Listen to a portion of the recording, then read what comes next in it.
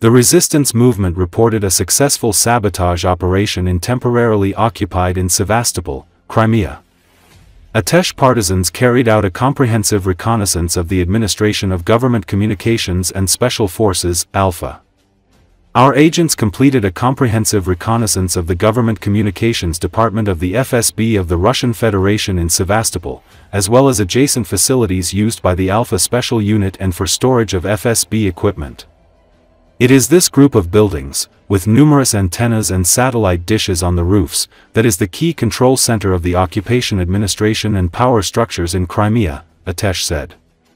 These strategic facilities are now the brain center of the occupiers. Through them, the actions of all security forces are coordinated, orders from the High Command are transmitted, and encrypted communication with Moscow and the occupation forces on the mainland of Ukraine is also carried out, the report said. According to the agents, new groups of high-ranking officers have recently been deployed there from Moscow to strengthen control over the peninsula. Despite the multi-layered security system, Atesh operatives managed to gather crucial information about operating procedures, security layouts, movement routes of personnel, and the transfer of classified documents between headquarters. The report said its collected intelligence, including the exact coordinates of the facilities and details of their internal management structure, has already been passed to the Ukrainian Defense Forces. This is very important for the destruction of the control system of the occupiers and the destabilization of their actions in Crimea. Recently, agents disabled relay equipment on the railway near Armyansk, halting train traffic used by the occupiers to supply ammunition and equipment to the front, according to Atesh. Our agents carried out a successful sabotage on the railway infrastructure near Armyansk in the temporarily occupied territory of Crimea. As a result of the relay equipment disruption, train traffic supplying the occupying forces was halted, the Atesh movement stated. According to them, this strike was carried out at the peak of the occupiers' logistical movements, slowing the delivery of ammunition and supplies to units on the Kherson front. The resistance movement notes that each such operation creates additional challenges for the enemy forces, reducing their combat effectiveness. Atesh continues to systematically disrupt the occupiers' logistical routes. Our agent network is expanding, and the strikes are becoming increasingly effective, they added.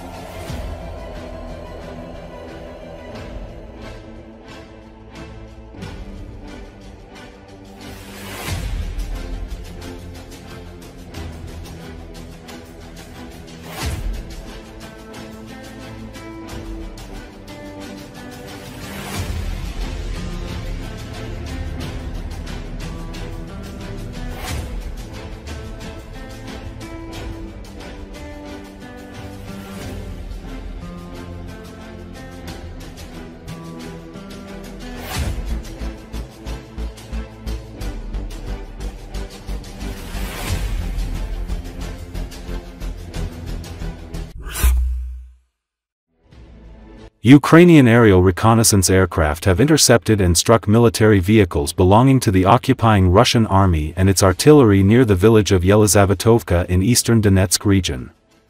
The vehicles were destroyed by the strikes carried out by kamikaze drones, along with their artillery and ammunition.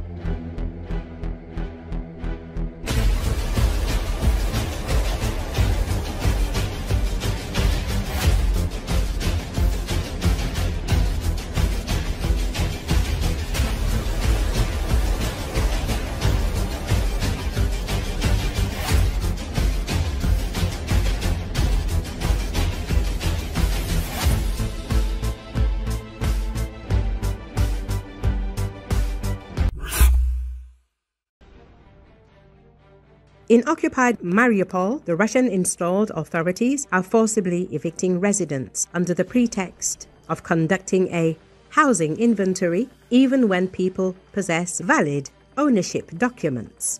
This was reported by the head of the Center for the Study of Occupation, Petro Andriushchenko, on his Telegram channel, Andriushchenko Time.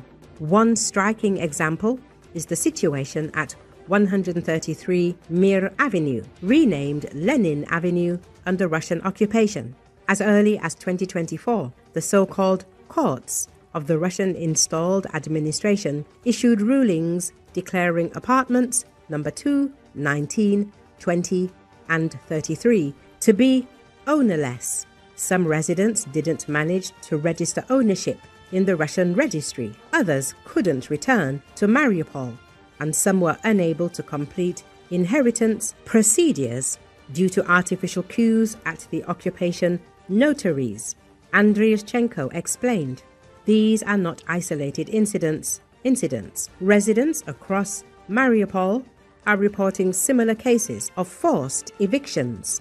For instance, at 10 Chornomorska Street, the occupation authorities are carrying out another so-called housing inventory, posting notices on apartment doors even when the owners are home.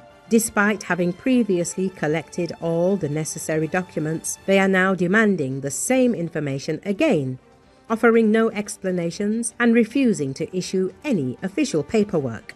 The second round of this farce is officially underway. This is blatant raiding under the flag of the occupation authorities, a vivid example of how Russians are rewriting the city, expelling people from their own homes and legalizing theft through their puppet courts.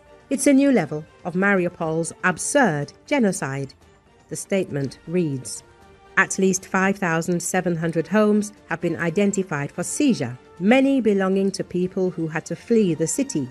Our analysis of documents published by the Russian-installed city authorities since July 2024 shows.